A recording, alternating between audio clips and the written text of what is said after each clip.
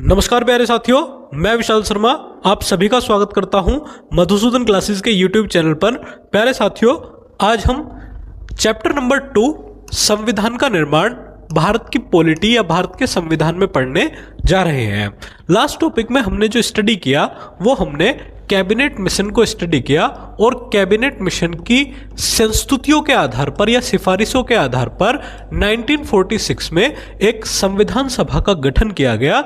और ये जो संविधान सभा थी साथियों, ये भारत में इनडायरेक्ट इलेक्शन के आधार पर लगभग पूरे भारत से अपॉइंट किए गए थे। अगर मैं बात करूं इसमें जाने वाले कुल सदस्यों की, तो इसमें जाने वाले कुल सदस्य थे 389 जो कि आपका अप्रत्यक्ष चुनाव के आधार पर हुए थे। और उस समय जो भारत में बड़ी पार्टियां थीं उनमें सबसे बड़ी पार्टी एक कांग्रेस पार्टी थी और मुस्लिम लीग थी, और उसमें कुछ ब्रिटिश रियासतों के रियासतदार थे और 15 अन्य सदस्य थे। तो शुरू करते हैं। संविधान सभा का जो निर्माण हुआ वो अप्रत्यक्ष चुनाव के आधार पर हुआ, जिसमें कुल 389 सदस्य थे और इनमें केवल 15 महिलाएं थी। एक सदस्य को 10 लाख लोगों की वोटिंग के आधार पर चुना गया था।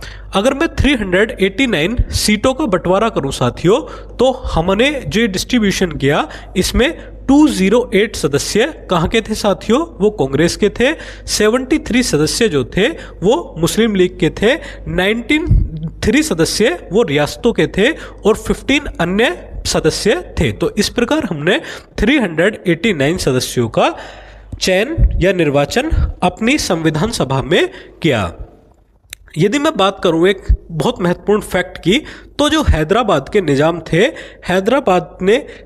हैदराबाद की रियासत ने अपना कोई भी सदस्य प्रतिनिधि के रूप में साथियों नहीं भेजा था। यह प्रश्न आपका एसएससी की परीक्षा में आया है।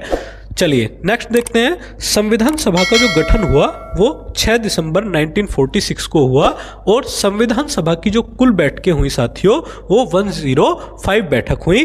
और संविधान सभा की जो पहली बैठक हुई, महत्वपूर्ण प्रश्न है, कई बार आपकी परीक्षाओं में पूछा गया है, 9 दिसंबर 1946 को ये पहली बैठक हुई थी, जिसमें डॉक्टर सच्चिदानंद सिन्हा को संविधान सभा के अस्थायी अध्यक्ष के रूप में चुना गया था। क्योंकि जो चुनने की बात की जा रही थी वो डॉक्टर राजेंद्र प्रसाद जी की जा रही थी, लेकिन वो किसी कारणवश उस समय वहां नहीं पहुंच पाए, इसलिए सच्चिदानंद सिन्हा या एस एन सिन्हा साहब को क्या बनाया गया, संविधान सभा का अस्थायी अध्यक्ष चुना गया। चलिए नेक्स्ट पॉइंट देखते हैं। 11 दिसंबर 1946, ये सभी डेट्स बहुत महत्वपूर्ण हैं। संविधान सभा की दूसरी बैठक हुई जिसमें डॉक्टर राजेंद्र प्रसाद जी को संविधान सभा का स्थायी अध्यक्ष चुना गया। यहां आप देख रहे हैं डॉक्टर राजेंद्र प्रसाद जी जो भारत के प्रथम राष्ट्रपति भी रहे थे। चलिए अगर मैं कुछ फैक्ट्स के बारे में बात करूं, तो डॉक्टर राजेंद्र प्रसाद जी को अजात शत्रु यानी कि ऐसा व्यक्ति जिसका कोई भी शत्रु ना हो के नाम से भी जाना जाता है। और इनकी एक प्रसिद्ध पुस्तक है साथियों, जो आपके एग्जाम के पॉइंट ऑफ व्यू से काफ़ी महत्वपूर्ण है, जिसका नाम आपको याद रखना है, इंडिया डिवाइडेड। चलिए आगे देखते हैं। अगर मैं बात करूं संविधान सभा की एकमात्र मुस्लिम महिला की, तो बेगम एजाज रसूल संविधान सभा की एकमात्र मुस्लिम महिला थी। चलिए नेक्स्ट देखते हैं। संविधान सभा के जो अध्यक्ष थे वो एच.सी. मुखर्जी साहब थे और सचिव एच.बी. अयंगर साहब थे। चलिए नेक्स्ट देखते हैं दोस्तों। संविधान सभा के डॉक्टर बी.एन. राव संविधान सभा के संवैधानिक सलाहकार थे और एक बहुत इंटेलेक्चुअल व्यक्ति ये माने जाते हैं, और अंतर्राष्ट्रीय न्यायालय में जज बनने वाले पहले व्यक्ति भी डॉक्टर बी.एन. राव साहब थे। अंतर्राष्ट्रीय न्यायालय जैसा कि आप सभी जानते हैं यूएन का एक पार्ट के रूप में काम करता है और द हैग नीदरलैंड में इसका हेड ऑफिस है साथियों। चलिए आगे बढ़ते हैं। नेक्स्ट प्रश्न जो आपका एसएससी, यूपी पुलिस और भी डिफरेंट एग्जाम्स में पूछा गया है, यहाँ आपके सामने पिक लगी हुई है श्री प्रेम विहारी नारायण राय जादा जी की, जो संविधान को हस्तलिखित करने के नाम से पूरे दुनिया में जाने जाते हैं। श्री प्रेम विहारी नारायण राय जादा ने किया था। नेक्स्ट पॉइंट देखते हैं। संविधान पर जो चित्रकारी का कार्य किया वो श्री नंदलाल बोस जी ने किया था, लेकिन यहीं पर एक अन्य प्रश्न क्रिएट होता है कि जो संविधान की प्रस्तावना पर चित्रकारी का कार्य किया वो श्री राम मनोहर सिन्हा के द्वारा किया गया। नेक्स्ट देखते हैं, 24 जनवरी 1950 को संविधान सभा की साथियों अंतिम बैठक हुई जिसमें कुल 284 सदस्यों के द्वारा संविधान पर हस्ताक्षर किए गए। ये भी प्रश्न कई बार पूछा गया है और 24 जनवरी 1950 की जो डेट है साथियों, ये भी एग्जाम के पॉइंट ऑफ व्यू से काफ़ी महत्वपूर्ण है क्योंकि इस डेट को डिफरेंट वर्क हमारी संविधान सभा में हुए थे। पहली बात तो जो भारत की संविधान सभा थी उसकी अंतिम बैठक ये थी। दूसरी बात, हमने डॉक्टर राजेंद्र प्रसाद जी को जो तत्कालीन संविधान सभा के अध्यक्ष थे उनको हमने भारत के प्रेसिडेंट ऑफ इंडिया राष्ट्रपति के रूप में अपना लिया था। तीसरी बात, जन गण मन जो श्री रविंद्रनाथ टैगोर जी के द्वारा लिखा गया है उसको हमने भारत के राष्ट्रीय गान के रूप में अपनाया। और नेक्स्ट वर्क जो हुआ वो वंदे मातरम को जो बंकिम चंद्र चट्टोपाध्याय के द्वारा लिखित है उसको हमने भारत के राष्ट्रीय गीत के रूप में अपनाया। चलिए देखते हैं कुछ फैक्ट्स जो मैंने आपको लिखे हुए हैं। यदि आपको यहाँ पर क्लियर भी ना हो रहे हो तो हम लिखित रूप में इन सभी को देखेंगे। चलिए साथियों, 24 जनवरी 1950 भारत के इतिहास में एक स्वर्णिम डेट के रूप में इसको माना जाता है।